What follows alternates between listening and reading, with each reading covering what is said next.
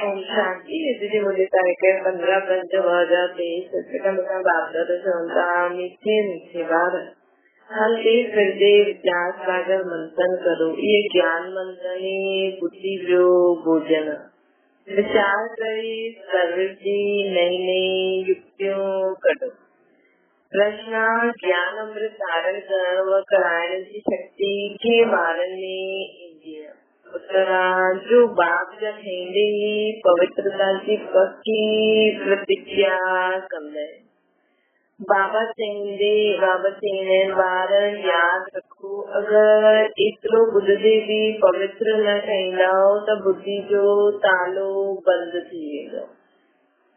हिक कन सां ॿुधंदो ॿिए कन सां निकिरी वेंदो। बाप जो ठहिया आहियो त गंदगी कटंदा वञो। बुद्धि मां गंदगी कटंदा वञो त ज्ञान की धारणा थींदी है। रोज रोज ॿुधो, बुद्धि में मनन करो, मन में मनन करो, बुद्धि में विचार सागर मंथन मन बुद्धि द्वारा करो त संजी गंदगी निकिरंदी वेंदी। उल्टो कर्म कयो त गलो घुटिजी वेंदो। ज्ञान ॿुधाए न सघंदो।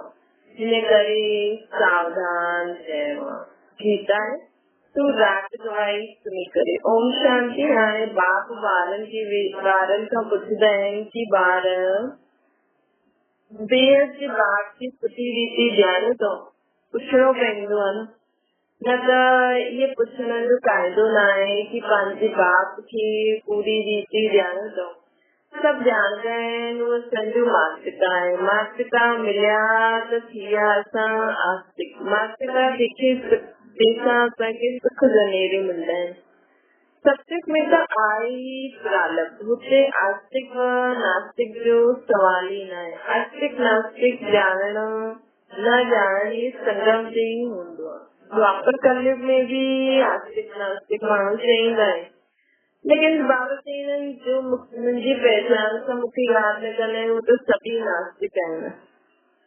त इहे आस्तिक ऐं नास्तिक ॼाणण न ॼाणण त संगम ते ई थींदो आहे। ॿार हाणे ॼाणंदा आहिनि जो कल्ह नास्तिक हुया, बाप ऐं बाप जी रचना खे न ॼाणंदा हुया, उहे ई हाणे आस्तिक ठहिया आहिनि। बाप खे वो पंहिंजे 84 जन्मनि खे ॼाणे विया आहिनि। कल्ह न ॼाणंदा हुया, अॼु ॼाणंदा आहिनि।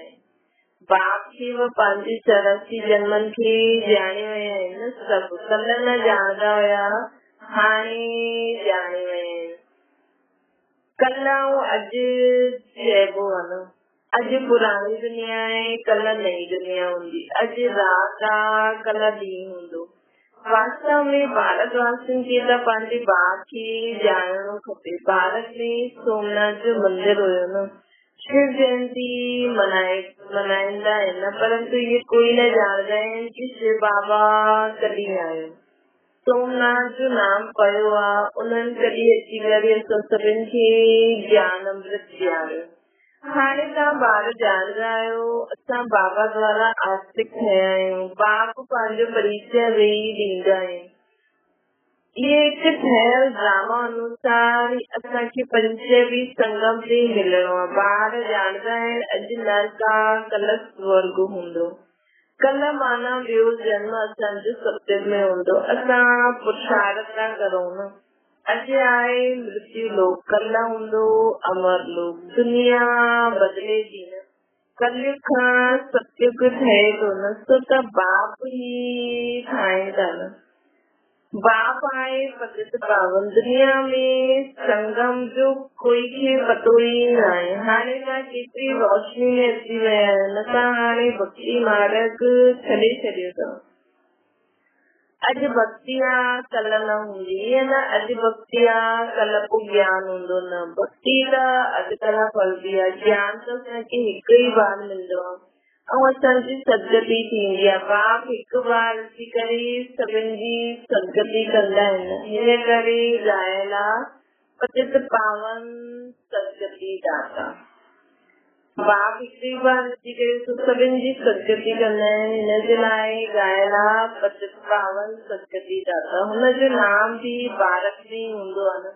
परंतु भारतवासी जानते हैं कि निराकार शिव बाबा जो मंदिर आकार थी, ज्योति जो मंदिर ब्रह्म आए, ब्रह्म समाधि ज्योति जगाए समझदाए परम पिता परमात्मा ज्योति स्वरूप अनेक प्रकार की मती हुए ते जो बात समझाई उनके मनी करे फॉलो कर लगे हुए हाणे का रचयिता और रचना की जाने वाला है रचयिता और रचना के आदि मध्य अंत जो राज समझी करे वो बहन की समझाए हो परम पिता परमात्मा सत्य आए चैतन्य आए ज्ञान सागर आना हर एक की महिमा अलग अलग होंगी परमात्मा सर्वव्यापी चैन सा अलग अलग महिमा थी न सके हर एक आत्मा में अलग अलग पाठ भरला सर्वव्यापी परम पिता परमात्मा जो पाठ सभिन जे अंदर वधी केतिरो अंधारो अनतरी बाप अची करे समझाईंदा आहिनि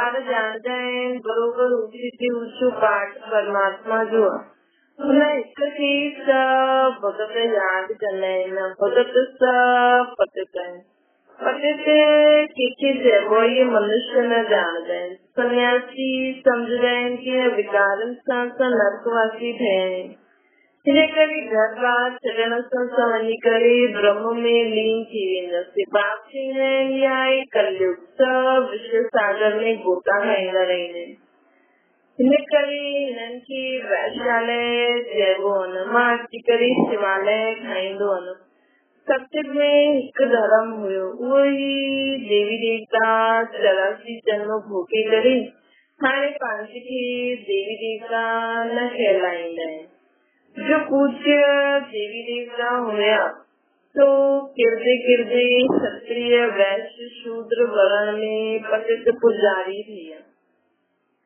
सभिनि खां जास्ती भारत पावन हुयो सो हाणे पतित ठहियो सभिनि खां जास्ती भारत पावन हुयो जो हाणे पतित थियो सन्यासिन खे बि संपूर्ण पावन न थी सघंदासीं श्रुति पतित दुनिया में वेठा आहिनि त संपूर्ण पावन न कहलाईंदा घर बार जॾहिं कोई सत्युग में त वञी न सघंदो तव्हांखे त हिन दुनिया खे भुलिजी सत्युग में वञिणो आहे स्वर्ग में वञण लाइ हूबहू कल्प पहिरियों मुआफ़िक पुरुषार्थ करो था बाबा चवंदा कि हाणे तव्हां भारत ई स्वर्ग में वञण लाइ कल्प पहिरियों मुआफ़िक पुरुषार्थ करो था भारत ई पूज्य खां पोइ पुजारी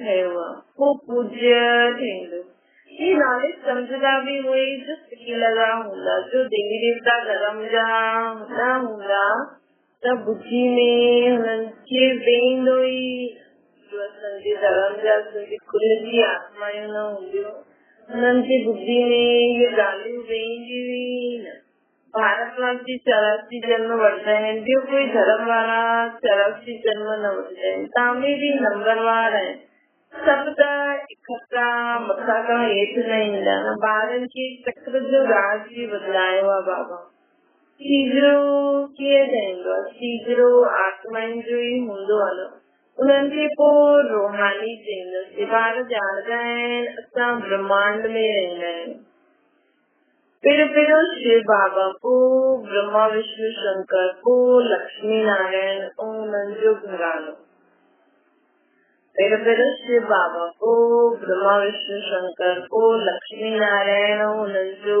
घरानो नंबरवार त आहे न हिन समय बुद्धि में सॼो जाड़ आहे उते ये ज्ञान न आहे केरु केरु ईंदो छा थींदो परंतु उते अज्ञान बि न थींदोसीं उहो आहे प्रारब्ध जो हिन ज्ञान सां पाईंदा आहियूं हाणे असांजी आहे चर्ची कला पुठियां थींदी कीर्ति कला 1250 वर्ष में 2 कला घटि थी वेंदी आहे थोरा किरदा वेंदा आहियूं तव्हां हाणे सभु हिसाब कढी सघंदा आहियो पहिरियों आहे घर उहो फाउंडेशन निकिरंदो न पहिरियों आहे थोरो उहो फाउंडेशन निकिरंदो हाणे तव्हां बीज ऐं झाड़ जी सुठी रीति ॼाणे चुकिया आहियो न अच्छा बाबा बीज की भी जानो पूरे झाड़ की भी जानो हाणे तव्हां बाप द्वारा नास्तिक खां आस्तिक रहो था न। बाबा सम्झाईंदा आहिनि फादर टू सन, फादर सन की शो कई हाणे टीचर शो कई स्टूडेंट खे, कहिड़ो गुरु शो फॉलोअर्स, फॉलोअर्स शो गुरु। हिते त कई हिकु बाप जी आहे उहो ई रचयिता आहे न, ज़रूर नई दुनिया रचंदा न। स्वर्ग में लक्ष्मी नारायण राज्य कंदा हुया, उन्हनि इहा वरितो काथां खां वरितो, कीअं अहिड़ा कर्म सिखलाया जो एतिरो ऊच पद पायो। हाणे बाप चवंदा आहिनि तव्हांखे कहिड़ा कर्म सिखलाया थो जो तव्हां सो देवी देवता ठहींदा।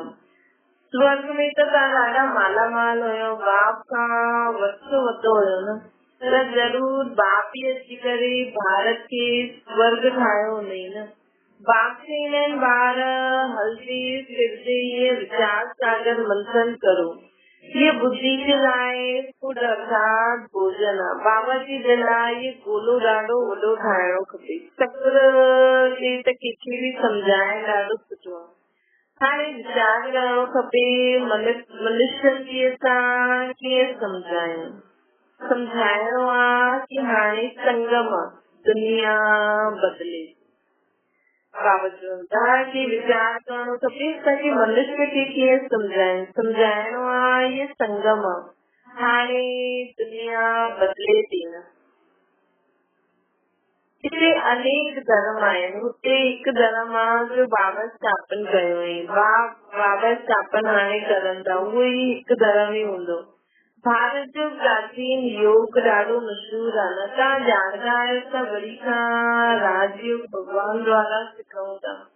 भगवान ई बेहद जी हिस्ट्री जोग्राफी असांखे ॿुधाए थो न, मनुष्य खे ॿुधाए न सघंदा आहिनि। ये बाबा चवंदा आहिनि मां कुझु बि न ॼाणंदो आहियां, बाबा पंहिंजी महिमा न कंदा आहिनि कि ईअं हुयो उहो हुयो।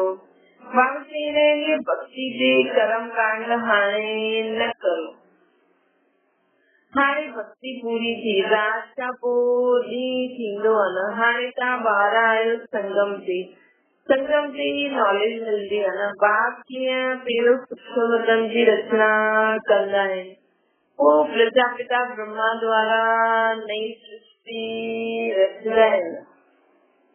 बाबा ॾिसो भेण कीअं सूक्ष्म वतन रचंदा आहिनि, वो प्रजापिता ब्रह्मा द्वारा नई सृष्टि रचंदा आहिनि। इन्हनि खे मनुष्य सृष्टि तीजरो, इन्हनि जो ई मनुष्य सृष्टि जो तीजरो आहे, क्योंकि ब्रह्मा आदि पिता है न। इन्हनि खे आदि देवी चइबो आहे, एडम ईवी चइबो आहे न। हाणे माता पिता आहे त सृष्टि कीअं रचे, एडम खे आदि देव ब्रह्मा चवंदा आहिनि, परंतु वो क्रिएटर न आहे, इहे न सम्झंदा परमपिता परमात्मा एडम द्वारा कराई, इहे न सम्झंदा आहिनि। ज़रूर गॉड ई स्वर्ग जी रचयिता आहे न, उहो निराकार बाबा क्रिएटर शिव बाबा ब्रह्मा बाबा खां कराई, मम्मा बाबा खां। हाणे आत्मायूं बि निराकार ई शरीर वठी करे पुनर्जन्म में ईंदियूं पाठ वॼाईंदियूं। निराकार बाप खे भक्ति में यादि कंदा आहिनि, वो परमधाम में रहंदा आहिनि, वो पतित पावन आहिनि, पतित दुनिया में अची करे ॿारनि खे पढ़ाईंदा आहिनि, पावन दुनिया में वठी हलंदा आहिनि। इन करे बाप भी टीचर भी आहे, बेहद जी हिस्ट्री जोग्राफी बाबा जी करे पढ़ाईंदा आहिनि। हाणे तव्हां मास्टर नॉलेजफुल ठहिया आहियो, हाणे बाप चवंदा आहिनि ॿार यादि रखो, पवित्र न ठहींदव त केतिरो बि ॿुधो हिकु कन सां ॿुधी ॿिए कन सां निकिरी वेंदो। त पहिरियों पवित्रता जी प्रतिज्ञा करो, न त पापनि जो बोझ कटंदो न। पावन न ठहींदव त ॿियो ई जोर सां किरंदव। बाप चवंदा आहिनि यादि रखिणो आहे, हाणे पावन न ठहियो त ॾाढी सजायूं खाइणी पवंदियूं। अज्ञान काल में एतिरी सजा न मिलंदी आहे, परंतु मूं वटि अची करे प्रतिज्ञा करे पवित्र न ठहींदा ऐं छिपी करे इंद्र सभा में अची करे वेही रहंदो पोइ ॾाढो दंड खाइणो पवंदो, ॿियो ई पत्थर बुद्धि थी वेंदो, पोइ साधारण प्रजा में हली वेंदो। मर्तबो भी नंबरवार आहे न, ऊचे ऊचे भी ठहींदा आहिनि त नीचे नीच भी ठहींदा आहिनि। हिते त सभिनि खे दुख आहे न, अचानक मौत थी वेंदी आहे। वास्तव में काल अचणु खपे पूरी आयु में, बरोबर भारत में कायदा अनुसार आयु पूरी हूंदी, बूढ़े थींदे त साक्षात्कार थींदो हुयो। ये हाणे असांखे वञी करे ॿार ठहिणो आहे। हिते तव्हां ॼाणंदा आहियो श्री करे असांखे बाबा वटि वञिणो। ये पुराणो चोलो आहे न, हिनखे उतारणो आहे। बाप खे घड़ी घड़ी यादि करणो आहे न, बाबा बसि असां आया की आया। योग बसि सां आत्मा खे पवित्र ठाहिणो आहे। इन्हनि जे लाइ हिकु ई उपाय आहे, बाप सां योग लॻाइणो आहे। अगर योग सां आत्मा खे पवित्र ठाहींदासीं, ठाहिणो आहे त हिनजो हिकु ई उपाय आहे, बाबा सां पंहिंजो बुद्धि योग लॻाए रखो। पोइ तव्हां सुठो प्रधान पवित्र ठही वेंदो। योग लॻाईंदे लॻाईंदे अंत में योग सिद्ध थियणो आहे। बाबा चवंदा आहिनि, इहो मुंहिंजो रस्तो आहे न, लैंड लेडी चओ या लैंड लॉर्ड चओ, उहो इहो ॾाढो विचित्र आहे न। कीअं शिव बाबा ईंदा आहिनि, चवंदा आहिनि इहे लैंड लेडी बि आहे त प्रजापिता बि आहे। मुंहिंजे निराकार खे शरीर त ज़रूर खपे न, हर हिक खे पंहिंजो पंहिंजो रथ आहे। मां कीअं रती ठहियां, मूंखे त अचणो पवंदो आहे पतित दुनिया में। श्री कृष्ण त पावन हुयो, ड्रामा में ये रथ मुक़रर आहे न। मां ईंदो बि आहियां भारत में, ईअं न हिकु कल्प भारत में, ॿिए कल्प जर्मनी में अचां। बाप सम्झाईंदा आहिनि तव्हां त कर्मयोगी आहियो, कर्म त करणो पए न।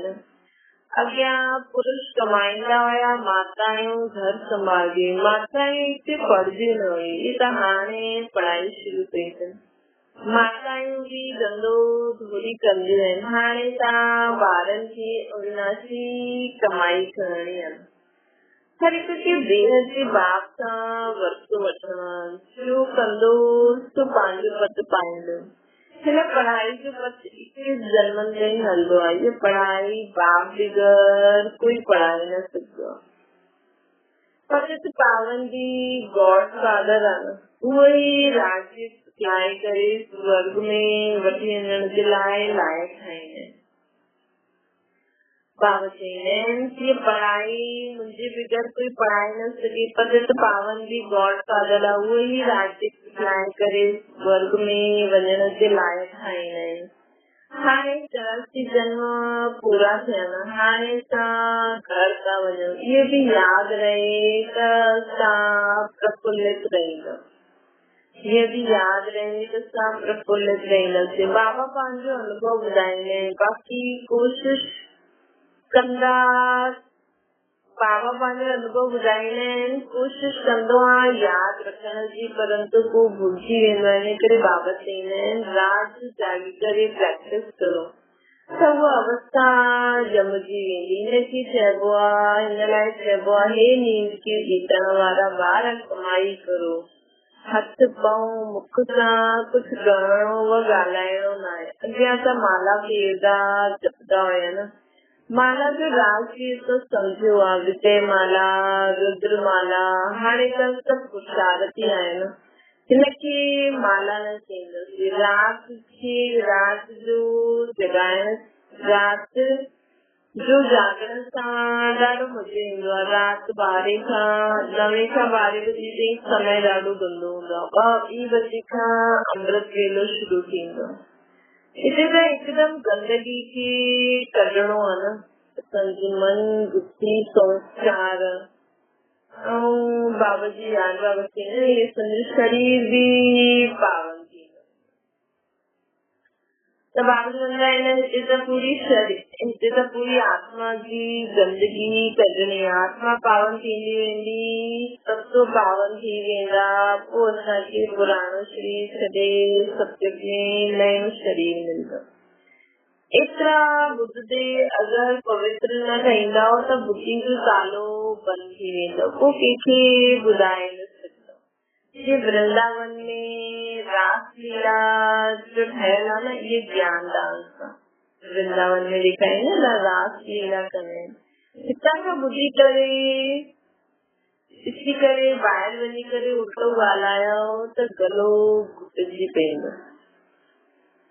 ॾाढो सावधान रहणो आहे, पवित्र ज़रूर ठहिणो आहे, तॾहिं योग लॻाए सघंदव। अच्छा मीठी मीठी स्कूल जे ॿारनि प्रति माता पिता बाप दादा जो यादि प्यार ऐं गुड मॉर्निंग। रूहानी बाप जी सभिनी रूहानी ॿारनि खे नमस्ते। असांजी बि रूहानी माता पिता बाप दादा खे यादि प्यार गुड मॉर्निंग ऐं नमस्ते। धारणा जे लाइ मुख्य सार कर्म योगी ठही करे रहणो, कर्म कंदे बि बाप खे यादि करे सुठो प्रदान थियण जो पुरुषार्थ करणो। असां सभिनि खे कर्म योगी ठहिणो, कर्म कंदे बि बाप खे यादि करे सुठो प्रदान थियण जो पुरुषार्थ करणो। ॿियो आहे पंहिंजो घर हलण, पंहिंजी हर चलन सां बाप टीचर ऐं सतगुरु जो शो करणो। पंहिंजे बाप टीचर ऐं बाबा जो असांखे पालना ॾिनी अथई, टीचर जो असांखे एतिरी शिक्षायूं ॾिनी अथई, सतगुरु जो असांखे एतिरी श्रेष्ठ मत ॾिनी अथई। हिन टिनिनि जो शो करणो आहे। कीअं? बाबा जी पालना जो रिटर्न बाप समान ठही करे, टीचर जो पढ़ाए अथई नॉलेज फुल ठही करे ॿियनि खे नॉलेज ॾियो, सतगुरु जी श्रेष्ठ मत ते हली करे ॿियनि खे बि मुक्ति जीवन मुक्ति जो वरतो ॾियो। त ईअं असां बाप टीचर सतगुरु खे शो करे सघंदा आहियूं। असां घर वञूं था, हिन स्मृति सां सदा प्रफुल्लित रहो। हाणे सभिनि खे घर हलणो आहे, हिन स्मृति सां स्मृति में हिन ॻाल्हि खे स्मृति में रखी करे सदा प्रफुल्लित रहणो आहे। वरदाना महावीर ठही हर संकल्प के स्वरूप में लाइण वारा सदा विजयी सफलता मूर्त हो।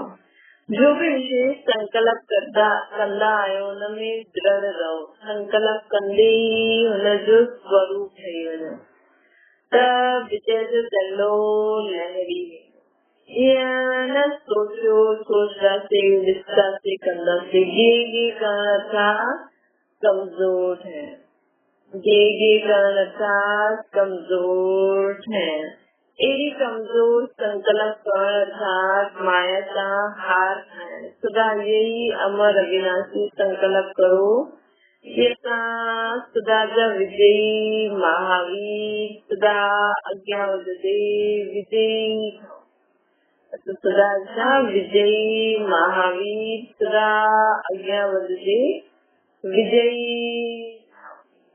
त हिन संकल्प सां सफलता मूर्त ठही वेंदा।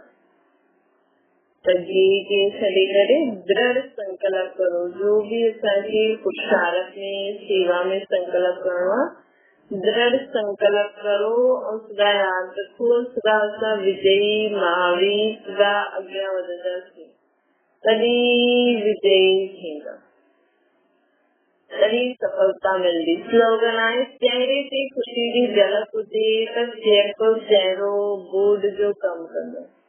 असांजे चेहरे ते ख़ुशी जी झलक नज़र अचे, सच्ची ख़ुशी, मन जी ख़ुशी, मन सां ख़ुशि रहणो। चेहरे ते ख़ुशी जी झलक हुजे तॾहिं चहिरो ई सभु कुझु ॿुधाए सघंदो आहे। जंहिंखे आत्मा सभु प्राप्त संपन्न हूंदी आहे न, हुननि जे चेहरे से पता लॻंदा आहिनि। वॾे माण्हुनि जा ॿारनि जे चाल चलन चेहरे सां पता लॻंदा आहिनि इहे वॾे घर जा आहिनि। उहे असांजो चहिरो बोर्ड जो कमु कंदो। अच्छा, ओम शांति।